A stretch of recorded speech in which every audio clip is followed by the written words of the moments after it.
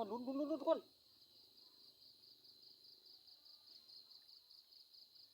โอ้เย็นได้เย็นได้เย็นได้เย็นได้โอ้โหลุงให้สาวนกอัน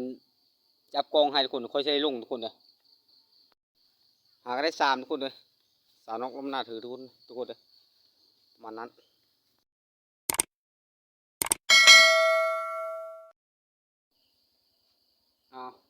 กราบสบายดี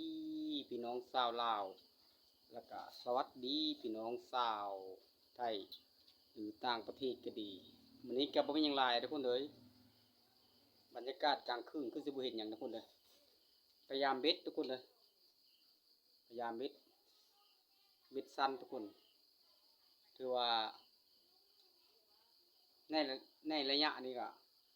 น่ากระสิเบ็ดป่าทุกคนเลยกินแต่ป่าทุกวันเฮ็ดอะไรทุกคนเลยมันบ่มีเนื้อกินว่าง่ายเนาะเอาข้าวส้มแล้วก็อย่าลืมทุกคนฮักเพลงกันคือเก่าอย่าทิ่มอย่าปะอย่าละอย่าไล่กันทุกคนเลยแล้วก็ข้าวส้มแล้วก็ฝากติดตามให้ทุกคนเด้อฝากติดตามช่องน้อยๆช่องเล็กอยู่ทุกคนเด้อติดตามแล้วก็ขอขอบคุณทุกคนที่เข้าชมและให้กำลังใจก็บ่มีหยังทุกคนเลยมีแต่คลิปหรือและก็ความขอบใจทุกคนอยากขอบคุณทุกคนเลยก็บ่มีหยังหลายทุกคนเลยแล้วก็เบิ่งคลิปแล้วก็ส้มทุกคนว่าง่ายซะ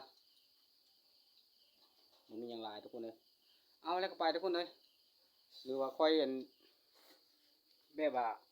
ตอบคอมเมนต์คำหยังกับท่านก็ขอโทษขออภัยทุกคนเลยเวลาก็คือว่าละสัญญาณเน็ตก็บ่จะดีปานใดจะบางค่อยบางวันก็ดีบางวันก็บ่ดีทุกคนเลยเอาแล้วก็ไปทุกคนมานหรือประมาณไปลืมไปส้มทุกคนเลยเอาถือว่ามาช่วยทุกคนค่อยก็บ่ได้หยังทุกคนถือว่ามันยะทุกคนเลยถือว่ามาลุ้นมึงทุกคนเด้อทุกคนถือแล้วทุกคนเลยปลาดุกทุกคนเลยปลาดุกเก้าทุกคนเนี่ยทุกคน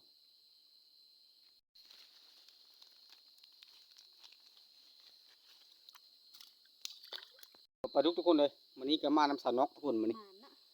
มานทุกคนเลยมานตัวเล็กแห่งมานทุกคนถือว่าปลาดุกทุกคนเลยเอาไปยามน้องไม้โตทุกคนเอาถือว่าได้ตัวนึงทุกคนได้ตัวนึงทุกคนถือว่ามาเบิ่งตัวนี้ทุกคนเลยตัวนี้ก็คือชิทุกคนถือได้ทุกคนบักกั้งตัวนี้ทุกคนเลยทุกคนขันภาพโบแจ้งกับขอโทษขออภัยทุกคนเลย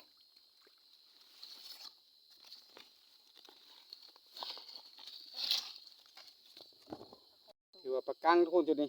ปลากั้งน้อยทุกคนเลยถือประมาณ2 ตัวทุกคนเลยถือมาลุ้นเมืองหลังที่3ทุกคนเลยเป็นยังไง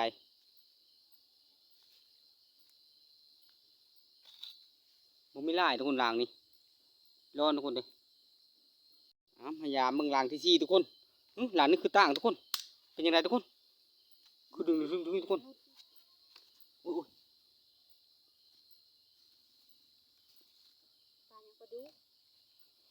โหกระปูทุกคนโอ้ยกระปูทุกคนเอ้ยผมมีลายละยังมายามลางที่5ทุกคนเป็นยังไงทุกคนโอ้ล้มเร็วเป็นยังไงทุกคนคือแบบอยู่พื้นทุกคน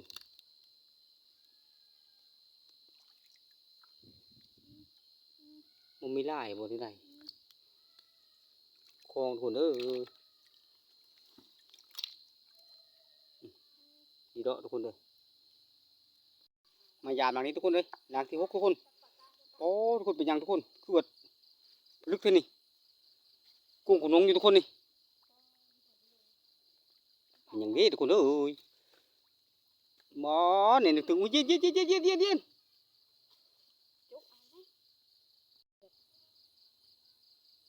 ลุ้นทุกคนลุ้นทุกคน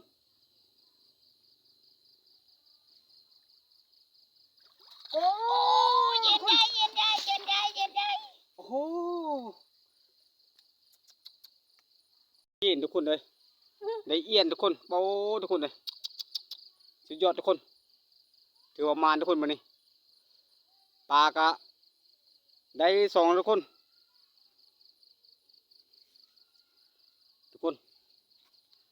ปลา2ยีน1ทุกคนเลยแต่เบ็ดบ่ทันเบิดทุกคนเลยตอนนี้เอาบัดนี้มาล้างตัวนี้ทุกคนเลยเป็นจิเลอ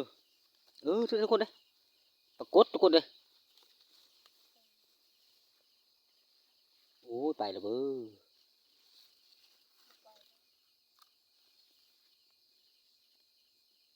ทุกคนปรากฏน้อยทุกคนเลยนี่ถือว่ามาใส่บนเก้าคืนนี้ทุกคนเลยประมาณนี้มาเบิ่งล้างตัวนี้ทุกคนเป็นเลยร้อนทุกคนเอ้ยล้างนี่เอาเบิ่งล้างนี้ทุกคนเลยนี่ทุกคนทึกโดนตัวนี้ทุกคนนี่มันเป็นอันนี้ทุกคนเลยมันทึกโดนทุกคนเลยเอาทึกโดนทุกคนเลยกระปูกัดกั้งน้อยทุกคนประมาณนี้มาเบิ่งล้างนี้ทุกคนคือเกี่ยวกุเกี่ยวกดเป็นจังไงลูกระบอกโอ้ร้อนทุกคนเลยไม่ได้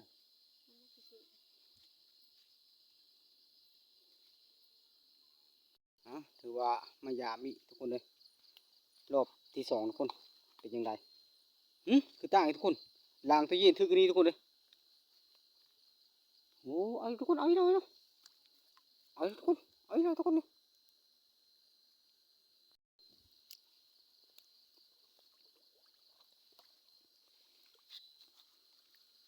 เอาน้ำดูเลย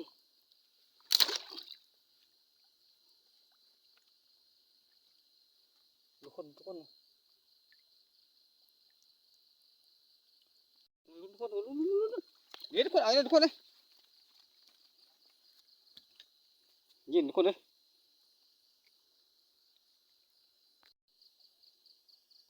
ได้2ตัวทุกคนยืนทุกคนวันนี้ถือรอบ2ทุกคนเลยถือว่ามันทุกคนถือว่าเย็นทุกคนเลยมันประมาณนี้ใน2แล้วทุกคนเฉพาะว่าเย็นทุกคนคืนนี้ถือว่ามายามรอบท้ายทุกคนเลยเฉพาะกลางคืนทุกคนเลยถือว่าเป็นยังไงก็ได้บ่ดึงมาทุกคนบ่มีลายทุกคน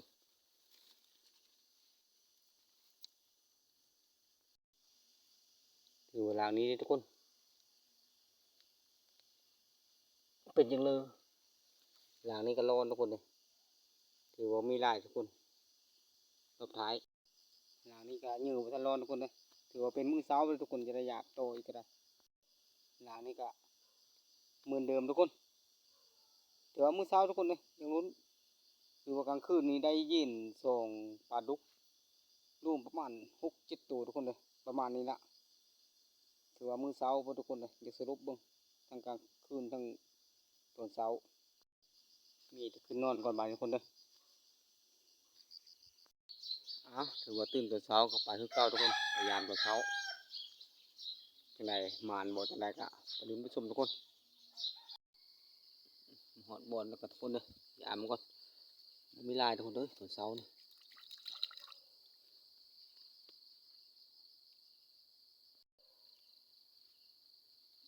หลังนี้ก็มีลายทุกคน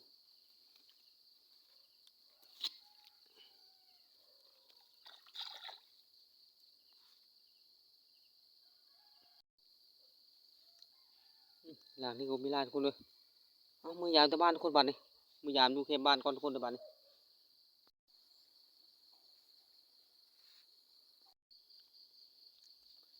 พอมาหอดอันหลังนี้ทุกคนหลังนี้ทุกคนเอาเลยทุกคนปลาคอทุกคนเลยทุกคนเลยอยู่แค่บ้านได้ปลาคอทุกคน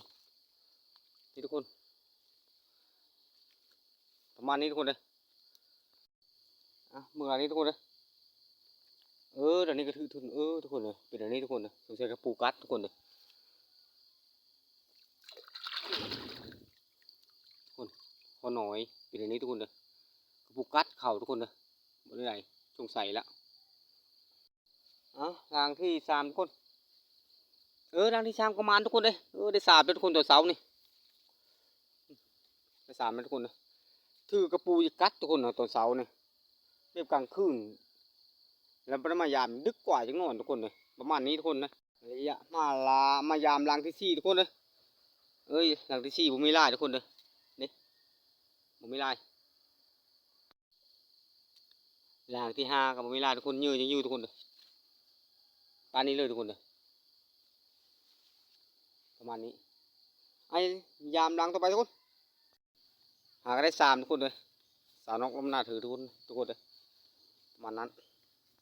ทุกคนหลังนี้ตั้งเลยทุกคนเลยกุ้งขนงอยู่ทุกคนนี่เขาสลามทุกคนนี่ถูกใส่อินจักทุกคนอ๋อทุกคนเลยเห็นไหมทุกคนบาดนี่เอาลงกันทุกคนเลยโอ้ยลงกันทุกคนเอ้ยน้องมือตื่นนะ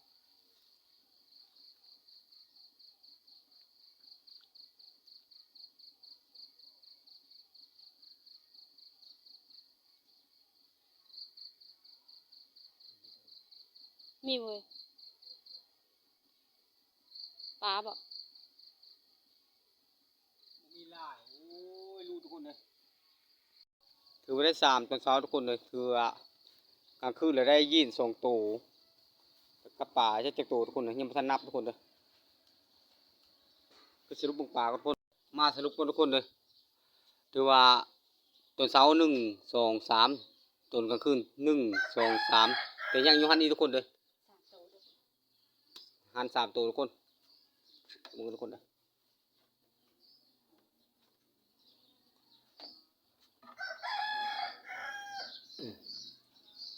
ทุกคนอัปเปิ้ลอัปเปิ้ลนี่เราพูดชื่อเย็นฮะ นี่ทุกคนเลย ใหญ่นี่แน่บอกว่าแม่ ประมาณนี้ทุกคนเลย